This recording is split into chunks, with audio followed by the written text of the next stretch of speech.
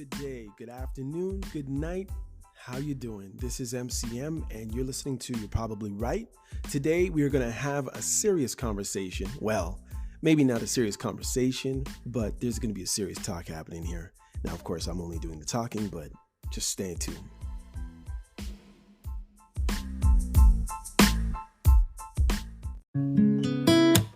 I can't seem to help. It's like you cast a spell. I'll keep loving you. You don't love me too. But I won't cry. I'll just sing a lullaby.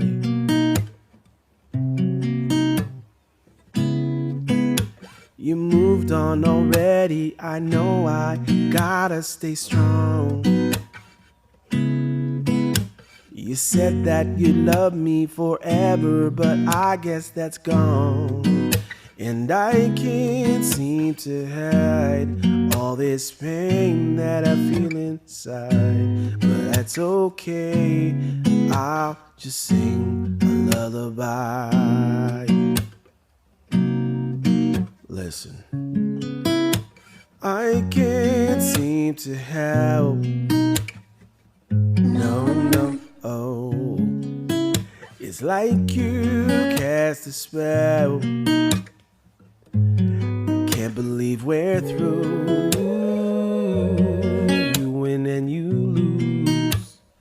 But I won't cry, I'll just sing a lullaby.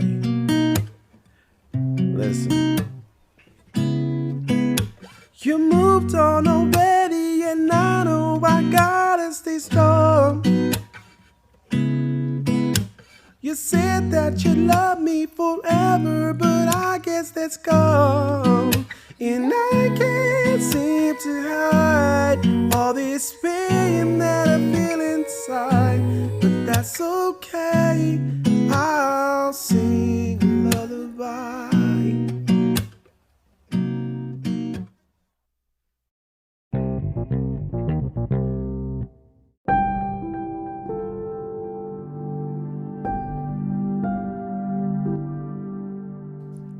Hello, everyone.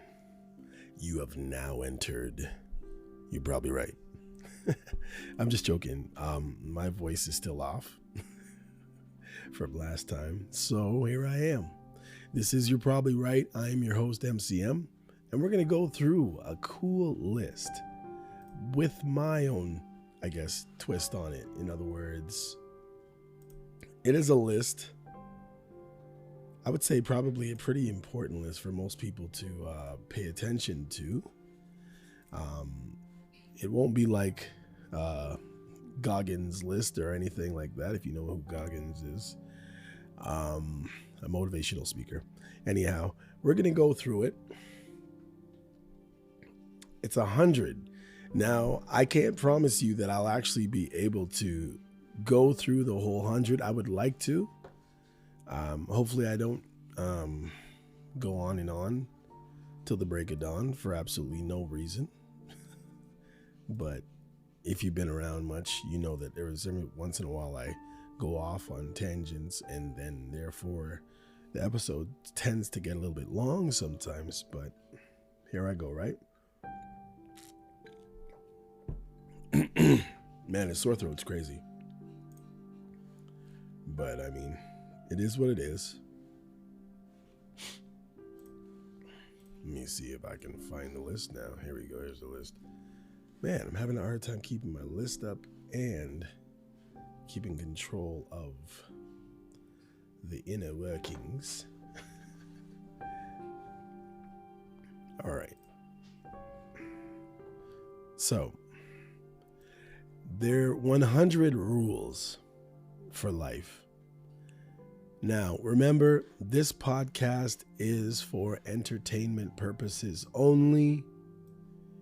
I understand it may not be your cup of tea, but that's okay. But the point is that this is a Christian who has a podcast, and it's called You're Probably Right. This is not a Christian podcast, but it is for many people who would like to become Christians or have the desire to follow Christ is the better way, who believe that he is and he is the Son of God, and he rose again on the third day after being crucified and after living a perfect life and after being born of a virgin, Mary. And therefore, those things would necessitate you being a believer.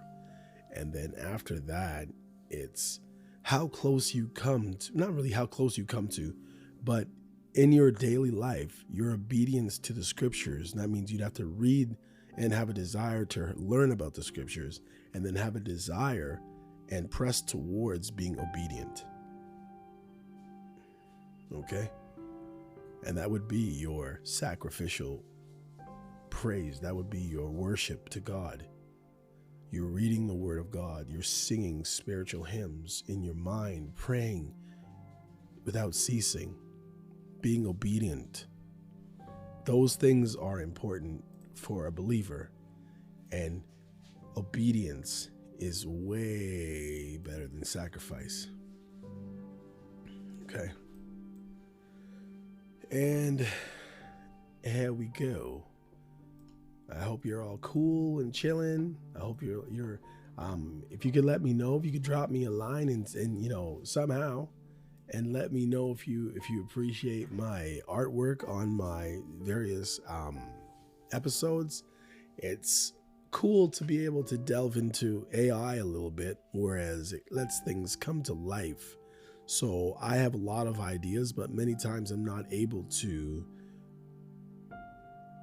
bring it to life on my own, I guess would be the best thing. In other words, if I had a lot of ideas and I was also very good at artistic impression or illustration, then I could draw exactly what I see in my mind. But this way, I can be very specific on what I want to see in a picture and then bring it to life for you. So I hope you're appreciating them. Please let me know.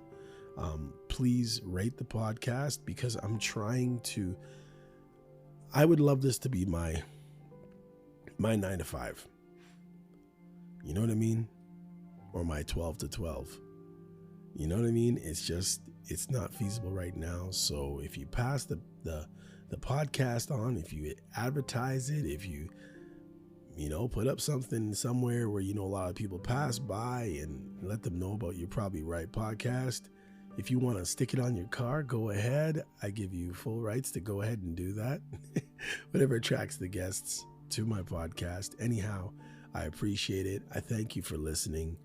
If you know me and you're listening and you don't understand something, please have the guts to come up and ask me a question. Don't just stay hiding in the cut.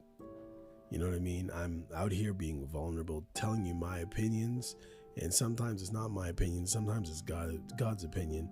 And therefore, if it were up to me and there was the two that were let in front of me, I'm going to do what God says to do, not what I think I should do. You understand? Because I am a believer in Christ. Or as the masses would say, a Christian, a Bible-believing Christian. I believe it from front to back, the 66 books of the Bible. I tend to read in ESV, and that's all I have to say about that. But all are welcome to listen. All are welcome to glean anything or argue about anything with anyone about anything that I say. I welcome you to open the Bible and look for yourself, because I am not perfect and I could get something wrong. Obviously, I have many times. So, take everything with a grain of salt and go look it up for yourself. Okay, so here we go. The first one. It's funny, I'm looking at the numbers. They're numbered from 1 to, really I to C, if you understand Roman numerals. So, the first one is, family is invaluable. Now, understanding that as a rule to life. I was saying to one of my children, I said the other day, value your mom. Now, yes, you got half of your gene code or your DNA code, your chromosomes from me and your mom. But at the end of the day, your mom did carry you. I know a lot of women hurl this at their kids at a whim, or whenever they feel like it, whenever something's difficult, or whenever they need their kids to say, you know me, like, I carried you in my belly for 9 months and you kicked the crap out of me from the insides out, and or whatever. Man, pardon my French if you thought that C word was a little bit too harsh, but I'm just talking here, and I hope not to offend anybody for the wrong reasons. So yeah, I was telling them that, your mom is very important. She carried you. Yes, you're half of me, half of her, but she had to carry you, and she's the only one whose body you literally came out of.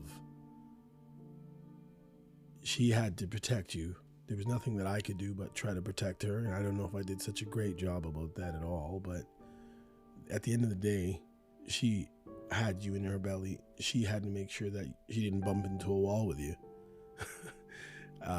But beyond that, your family, the individuals that are really close to you, who know a lot about you, who you are comfortable in being vulnerable around, who may carry your last name, may look like you, may have been raised by you, or maybe you were raised by them, or have helped you out in so many different ways in your life growing up. And generally your family would be those who've known you the most, or they know you the deepest,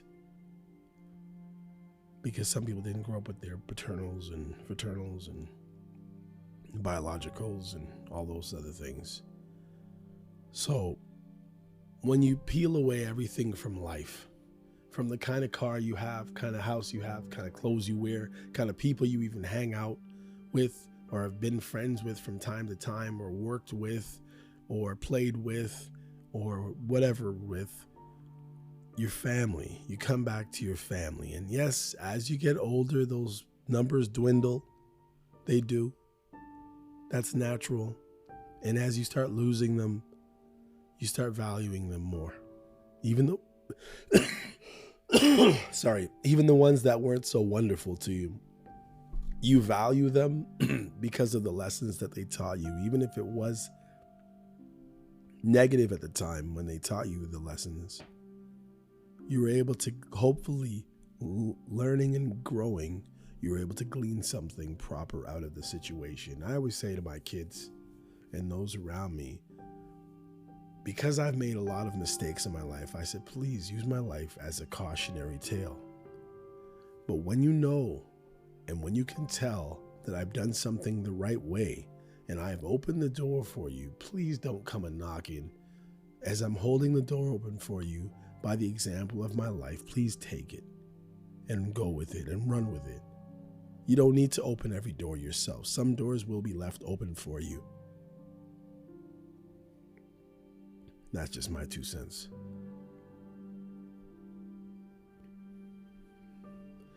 All right, number 2, or I. I'm not going to keep doing that. All right.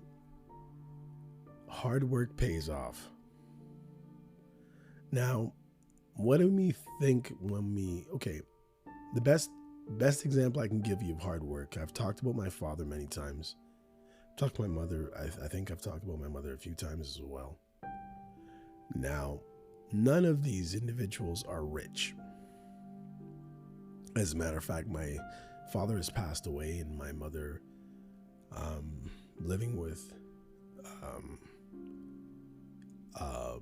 what's you want to call it?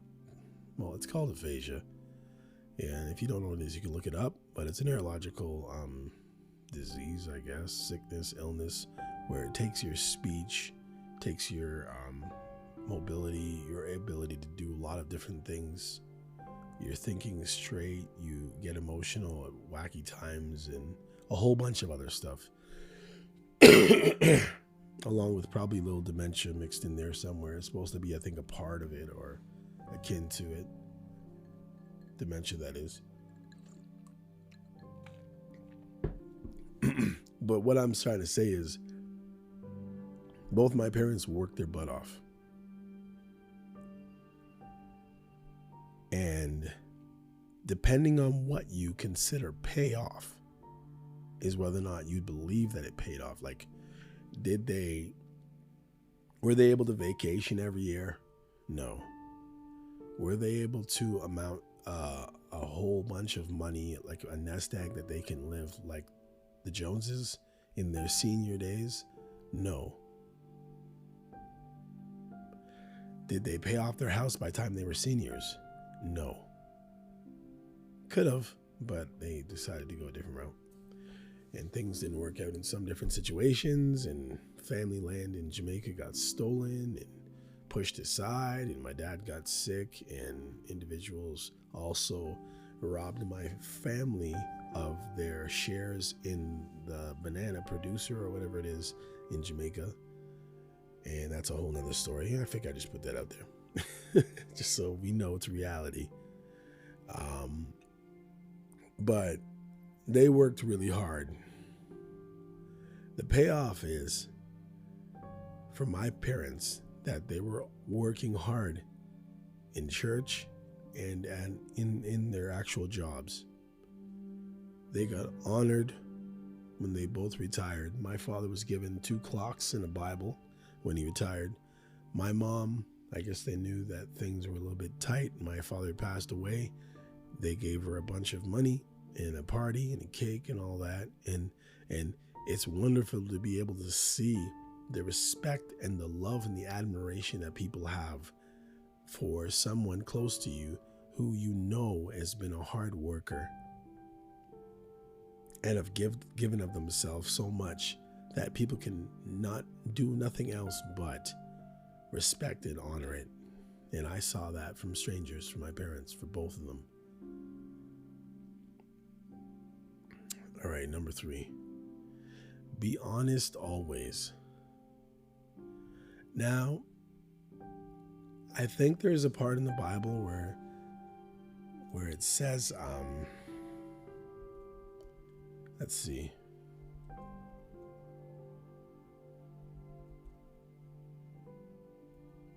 Let's see if I can find it. I'm just trying to, I don't have a person hitting the keys over here, so I got to figure it out for myself. But speak the truth ever. I think that's what I used to always hear someone say. Let's see. It says be honest always. I can talk about that of my own self because you know, it's like a stay of execution when you lie. For one, you may not remember the lie in 5 years, 2 months, 3 days, 4 hours if you tell a lie. Secondly, a lie is dishonest. But thirdly, as I said, if you tell the truth, you don't have to remember it because you'll just remember the story as it actually happened. But if you tweak the story, or if you make up a whole story, then you have to remember the little parts. And you have to remember there's people who hang on your every action and your every word. Sometimes the stories that you tell become your kids' stories that they tell. And if you lie and then you're asked to recite it again one day and you're lying, then you're probably not going to tell it exactly the same way. And somebody's probably going to have to help you with your own story just to lead them to understand that you're probably lying. And it's not a good look. Ephesians 4:25, the verse urges believers to put away falsehoods and speak truthfully to one another, highlighting the importance of honesty in maintaining unity within the community. Now that's talking within the believers. And I know that the truth is owed to those who it is owed. So honesty, honestly, is the best policy in most cases. Now, I remember somebody, I think it was R.C. Sproul, telling a story about somebody hiding, Jews during the Second World War, and how she saved them, or Rahab in the Bible, how she lied about which way the soldiers went. So, give the truth to who it is owed. But in general, it's best to just speak the truth, especially when nobody's life is at risk. Because yes, it will be a stay of execution. You think that you'll hold on because you lied about something that you did, maybe outside of your relationship or something like that, in marriage. And one day, something can come back to bite you in the butt. I know a lot of people, they've done things to hide the truth, to smother the truth, to kill the truth. But those things have a tendency to come back for you, either within your conscience or by someone else who really knows the truth. So take care and understand that, yes, honesty is truly the best policy in almost every situation.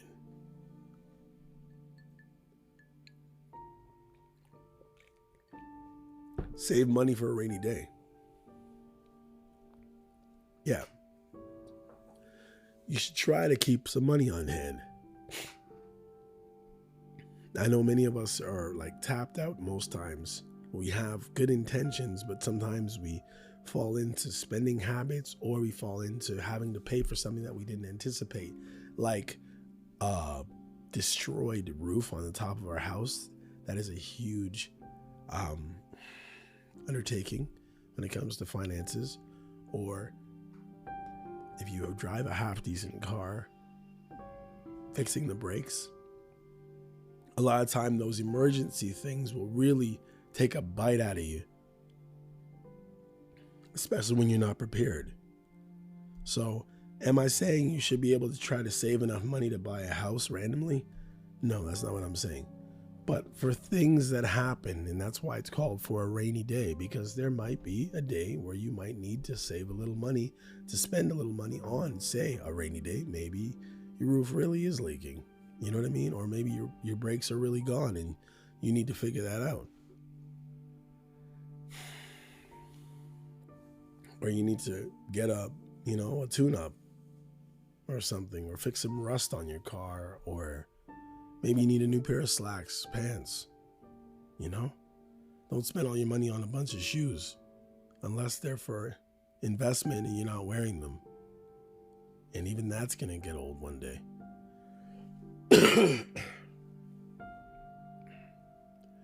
Education is important.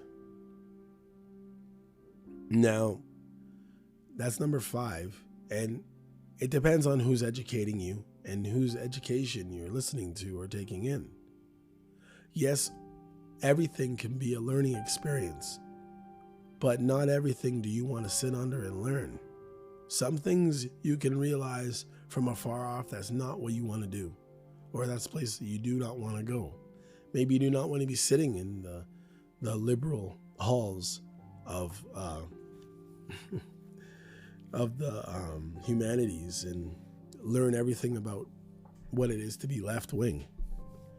Maybe you want to maintain some anonymity, some control over what your thoughts are and what your ideas are, and bring something new to the table, rather than agreeing with everything that everybody else says, without taking your own mind and reading your own Bible and coming up with the truth, rather than just this social thing.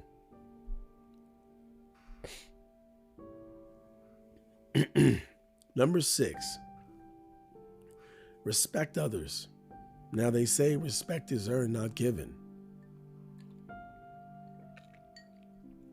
But I think you can just give respect. I don't think somebody always has to earn your respect. I think you should be able to respect the police officers as police officers. I think you should be able to respect your parents as your parents. Respect your boss as your boss. Respect your body. Well, you're not really respecting others. Respect your spouse and the station they hold in your life. Respect your kids as not your punching bags or your little puppets, but as individuals that God has entrusted to you, to minister to raise, to teach, to fellowship with, to nurture, to love. And of course, above all, respect God. And then everything else can be a trickle-down effect from there. Number 7, stay humble. Now, this one's, I would say, is self-explanatory, but maybe not for some people. But when you have that haughty look, when you take the seat up front, you might be asked to sit at the back. When you have that haughty look, that behavior, that mannerism, somebody may try to tear a stripe out of you just because you're looking too fly or acting too fly, like you the thing or you fire. Always be willing to help somebody out. Always be willing to wash somebody else's feet. Always be willing to do anything that you might ask somebody else to do for you. So if you want somebody else to clean the toilet, then you need to humble yourself enough to clean the toilet. If you have people under you who work under you, as you're a boss or owner or a manager or a department head or whatever, make sure that you're in the trenches with those working under you. And if it's your kids, you're not too good to cut the lawn. You're not too good to mop the bathrooms. You're not too good to wash dishes. You might say, well, I did this as a kid. Yeah, you can give these responsibilities to your children, but sometimes they do need a little help. You need to stall them out a little bit sometimes. And you can't just say, that's your job and I'm not doing it and all that stuff. Because how many times has somebody done something for you? Or how many times would you have liked it for somebody to do something for you? Maybe you just couldn't hack it one day. And then there's something called mercy. You know? Have mercy for other people. Maybe there's somebody who's doing something for you all the time. And maybe you realize that they really can't physically afford to do it for you, financially afford to do it for you all the time, or whatever it is. But maybe you just need to give them a little break sometimes. So humble yourself. Don't stay high and mighty on a pedestal or on top of your big horse. Maybe you need to walk in the horse sometimes and just relax and just realize that you don't need to think more highly of yourself than you ought to. And that's from scripture. Number 8. Wow, this is going on. This is going on, but we're at 25 minutes already. Be patient. You know, I can honestly tell you that one of my prayers at one point, you know, marital breakdown, and I was praying for forgiveness and for reconciliation. And I prayed and I prayed and I prayed. And it didn't really happen. More than just my prayers of hoping for something to happen, time was healing at the same time, the wounds. Although the individual probably didn't forgive me as they should have, but at the same time, that's not up to me. And because I was in the wrong, or even if I wasn't in the wrong, being patient helps. It's able to let you take a step back and reevaluate the situation. Reevaluate your behavior, adjust your behavior, give the other person room to figure it out for themselves, and not a way for you to just push your way in on people.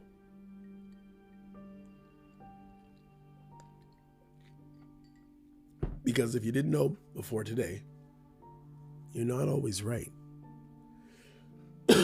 There's been many times when you've been able to carry on with whatever you're carrying on with, just to find out sometimes that you just haven't been right. And maybe nobody had the guts to tell you. But I'm going to tell you today, sometimes you're just not right and you just need to be patient. Don't always be so quick to push your way and to be a know-it-all. And if you're not a humble person and you're not a patient person, what you'll also find out is that people may lie to you because they're scared of you, not because they respect you, but because they're scared of you.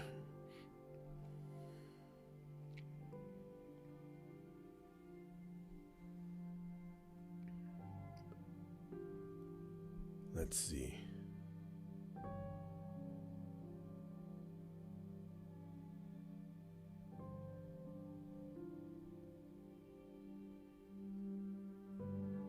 That's strange.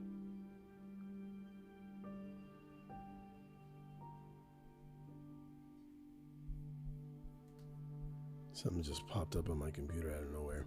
That's strange. It's very strange, I tell you. No, I'm gonna let it be.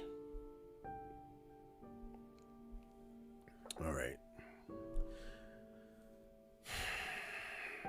Listen more than you speak. Now, I've heard many people say that we have been blessed, most of us have been blessed with one mouth and two ears. Therefore, you should probably listen at least twice as much as you speak.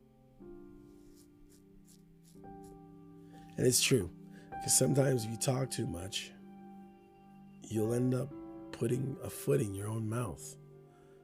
Sometimes you've said too much. Sometimes you need to know that less is more. It's more impactful. It's not more words, but it's more impactful.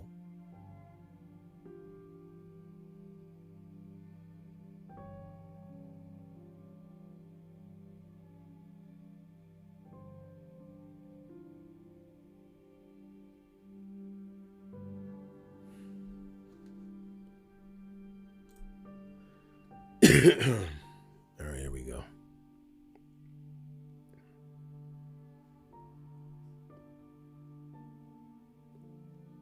Kindness is a strength. You know, it's so easy. It's so easy to be mean. It's so easy just to do what you want to do. It's so easy for you to go for the win and not be worried about how other people feel about it.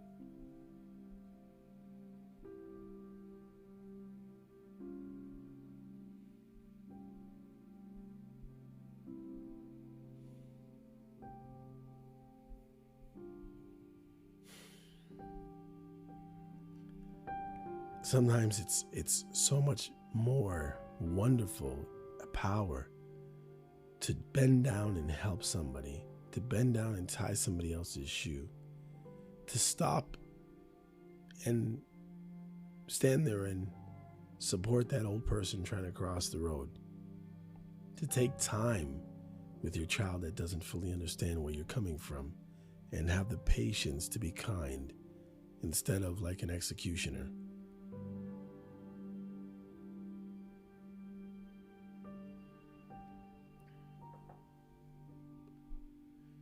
Embrace change. Relationships change. Family dynamics change. The amount of family changes. I told you earlier, people pass on. Nothing ever stays the same. Nothing. You won't. You're going to get older every day. You're older than you were yesterday. And understanding that this is a part of life, a part of the process of life, the reality of life. So the best thing is to embrace it. Now, I may not say be like water, but understand that that's how life is. There's ebbs and flows. There's peaks and there's valleys. You know, there's deficiencies and there's abundance. There's overabundance. So the best thing is to go with the flow. At the same time, when you're going with the flow, it doesn't mean just do whatever. It just means that you have to embrace the changes that happen. because most change that happens, we have no way of stopping it or unchanging it. That's the type of change I'm talking about. The type that you do not control.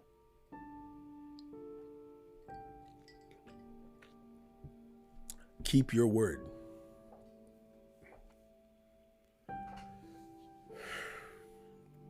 I guess it was probably a cop-out when I look back on it, but maybe not at the same time. I'll be a person of my words when I'm talking to my kids. I would tell them, I don't promise you. I'm going to try. It might happen, but it might not. I'm more that guy, not trying to sit on the fence with, I don't want to do something for them, but understanding that I'm not perfect. Situations aren't perfect. And sometimes I can't come true, but I might say I'll do my best. But promising, I'm not sovereign. God is sovereign alone. So I always have had a habit of never promising my kids anything, just in case I can't follow through. And maybe it is a cop-out. Maybe sometimes you do need to promise, maybe with the understanding, but I just know that most people don't understand when you don't come through when you promise. So I always just try to do my best to keep my word. If I say I'm going to do something, I'm going to do it. So that means showing up to your work, your job at 7 o'clock or 7:30, and that's the time you're supposed to be there. Then your word is you're trying to be on time. You're trying to be an on-time person. If you say to somebody, I'll pick you up at 2, it doesn't mean picking them up at 2:05 or 2:07 or 2:15. It means picking them up at 2 o'clock or 1:50 or 1:55, like being an on-time person, a person of your word. It's very important. Next,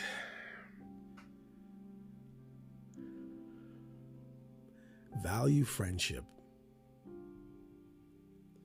Don't borrow money from your family. Your friends when you can avoid it. Try not to mix business with pleasure, just in case you are not able to follow through. You don't want your important friendships to be hampered or hindered because of your lack of ability to follow through again. So yes, it is always best to be a person of your word, and I'll pay you back. But there's always those situations that can arise that you really can't. You just don't have the ability. Although you should do it as best you can and whenever you can. But a lot of time, sometimes those situations, they escape you because people get ticked off and they oust you out of their life because you're not a person of your word, or you're not a person who values their friendship and why they lent you or helped you out somewhere here or there and you weren't able to return the favor. They get upset, and next thing you know, you break up a whole friendship. So I would say, honestly, value your friendships. Do whatever you can for your friends, but try not to dig into their finances or things that they really need for themselves, because if you're not able to give back in that way, you can find yourself on the outs and not friends anymore with that individual. Now, laughing often. It doesn't mean to laugh at someone or being disrespectful to someone when you're laughing often. Not at people, but just try to be lighthearted when you can. And try, when things are funny and they're not disrespectful, they're not doing any evil or mean things to anyone else, try to keep a merry heart. I think the Bible somewhere says that a merry heart or a happy heart or a joyful heart is medicine to the bones. Probably does the opposite of what stress does.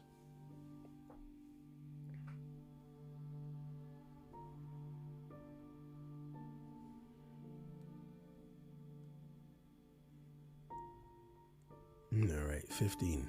I'm just going to go to 20 since I'm already at 36 minutes. I guess I'll get the next ones after. That's kind of cool. Sorry, y'all. I'm just having my own little fun here. But yes, I do want to go to 20, and I'm going to stop at 20 just because I have something to say on each one, and I don't want to really rush through. Take risks. Now, here's a funny one. It doesn't mean that you should say, you go into a casino and you're going to put all your money on 15 black, and that includes your house, your mortgage, or your car, or your spouse, or your children. No, you can take risks with things that you can afford to take risks with. You know, one thing that's really cheesing me off lately is all of the gambling things that are geared towards the black community. I don't know what it is. You know, first it was the alcohol, then it was the marijuana, right? Alcohol, a lot of hip hop artists started getting deals with different alcohol companies. Then they legalized marijuana.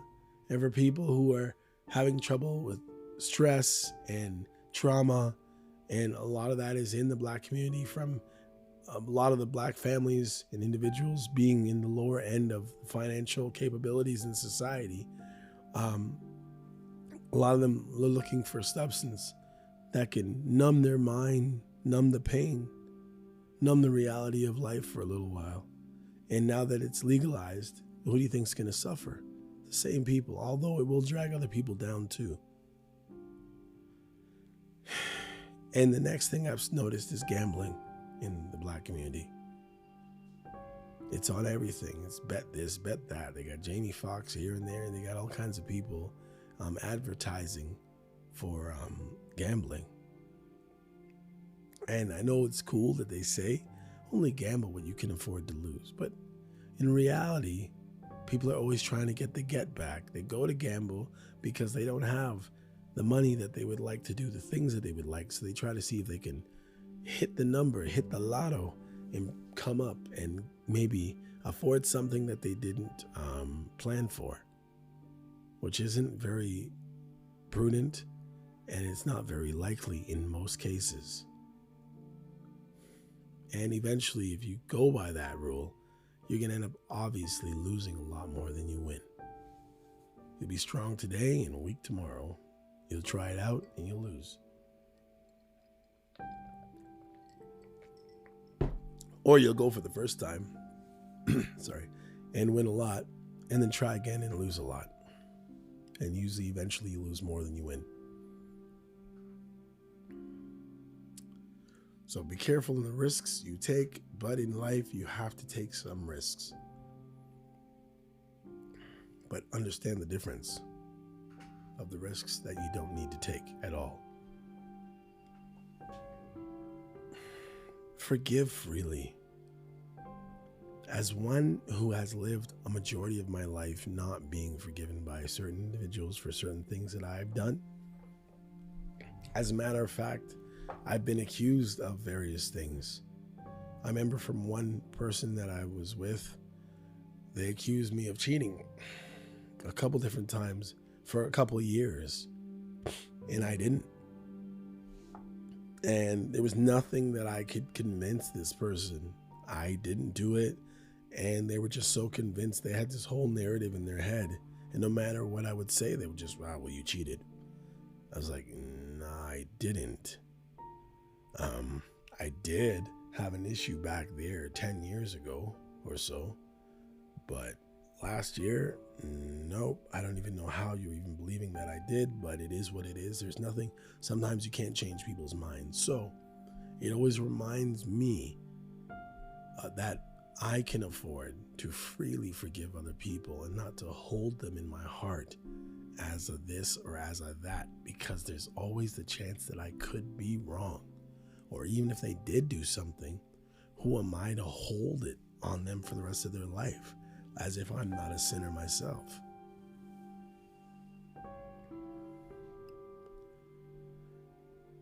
"17. Stay curious. I believe when you stay curious, you'll try to figure new things out. But when you believe that you know it all, or believe that you've arrived, then your curiosity will be killed to a certain level, because you'll just believe there's nothing new under the sun. There's nothing that anybody can teach me. I know everything. And Therefore, I'll probably stop learning. Whereas you should always have that desire to Google something, you know? There should always be some side question. You're talking about this, that, and the other, and then somehow that makes you want to research something to really figure out the ends of it. Instead of speculating, instead of having a little information on whatever the topic is, you delve in and really understand it so that you can, yes, teach it, especially when it's some type of understanding that you believe that is valuable to other people. You should really try to understand it yourself. And if you can teach it, chances are you understand it.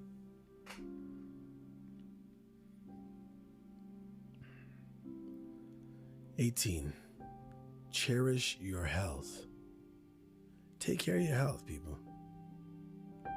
There's many of us out there, we don't take care of our feet. We buy the cheapest shoes as possible. And when I say cheap, I don't mean not necessarily how much money you spend for them, but the quality of them. When it comes to our teeth, many of us are cheap or scared to feel any pain. But sometimes you have to go through something to come out of something. So to not have bad teeth anymore, to not have foot fungus, or to have twisted toes or bad toenails, you have to take care of these things, right? Cherish your health. If you notice you're getting a huge gut and it's only because you're sitting on your can most of the time and eating bonbons, then maybe you cut back and you eat 3 bonbons instead of 79. Maybe you watch TV while on the treadmill or something. You gotta make room for improvement and work constantly on improvement daily for yourself to be able to improve, whereas people will eventually recognize if you're working hard enough. People can tell when you're working on something and when you're not. It's just a fact of life. It'll be something that they will just see. So if you're not getting any compliments on something that's very important to you, whether it's your singing, your speaking capabilities, your looks, your hairstyle, your upkeep, your clothes, cleanliness or ironed or whatever it is, the reason why you're not getting any, if you're generally around people who give compliments, first of all, and you're not getting any compliments, then it's probably because you're not doing your best. In most cases. Of course, there's outliers, but in general. 19. Learn from your failures, or learn from your failures from other people, as I was talking about earlier. If you're doing something, whether you're just playing a game or you're working and you're trying to measure something exactly, or you're trying to teach something that you've learned, and sometimes our greatest lessons is when we don't succeed at something, but we did try, because it teaches us how to go about it next time, or how to teach somebody else to go about it. So instead of just repeating the same faults, learn from your failures, or learn from the failures of other people. And that's what I was telling my sons when I was talking about this kind of stuff, and other kids that I've talked to about it. And 20, we're going to cut it off right here. Be resilient. When things knock you down, sometimes the very thought of it is worse than being knocked down. You know, I heard of a woman today who, she had her 2 children. She had a friend who was very helpful towards her, but she was also suffering from mental issues. So she was getting help from someone whose mind wasn't right. And this person ended up having a miscarriage. And 6 months after she'd given birth to her twins, this friend who had the miscarriage and had the mental problems and who was supportive, very supportive to her, decided to one day come to her house, shoot her 3 times, and tell her while she's shooting her that she's taking her kids. Now, most people would just lie down and die. But this woman got up, ran next door for help. There was no help there. Ran across the street for some help. And she got help. Now, obviously, not everyone getting shot 3 times, depending on where, is going to be able to get up and do that. And we don't know what kind of adrenaline was pumping through her veins, what kind of strength. But she took it and she moved on. She tried to handle her business, and she did. She was brought to the hospital and fixed up. And within 6 hours of her children being stolen, they were found unharmed. But my point is sometimes you have to roll with the punches, roll with the shots, and do what you have to do to come out on top or to save the day. All right, everyone. So, this is it for today. I just want you to remember, you are important. You deserve respect by other people. And other people deserve your respect and your love and your patience and your kindness and your help and your humbleness and your meekness. We owe so much to other people in that respect. Anyhow, till next time, this is You're Probably Right, and I am MCM. Take care of yourself.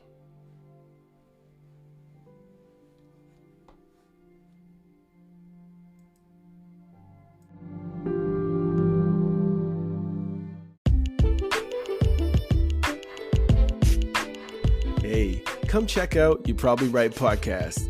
Society is getting more unpredictable every day, but at the same time, predictable in its unpredictability. Say that 4 times real fast. Come with me as I attempt to find clarity in all the fog while staying way outside the box and kicking the box way down the road with my size 12 dogs. I use the Bible, experience, education, fortune, misfortune, life's lessons, life's mistakes to sort through all the mess. I talk about news, God, God, self-help, sports, sickness, health, music, parenting, love, humbleness, hurt, pain, joy, and all the things that might make you say, I never thought of it that way. Hopefully, anyway. Also, I take a stab at answering tough and not so tough questions, and all the while understand that, listen, sometimes you end up in the hot seat and there's no thermostat. Well, that's how it is here. And because there's no topic, very few topics off the table, Torontonians will understand that Doug Ford reference there. Hopefully the podcast will be helpful and uplifting. And hey, maybe you'll find your own private Idaho here somewhere. Hope to see you soon.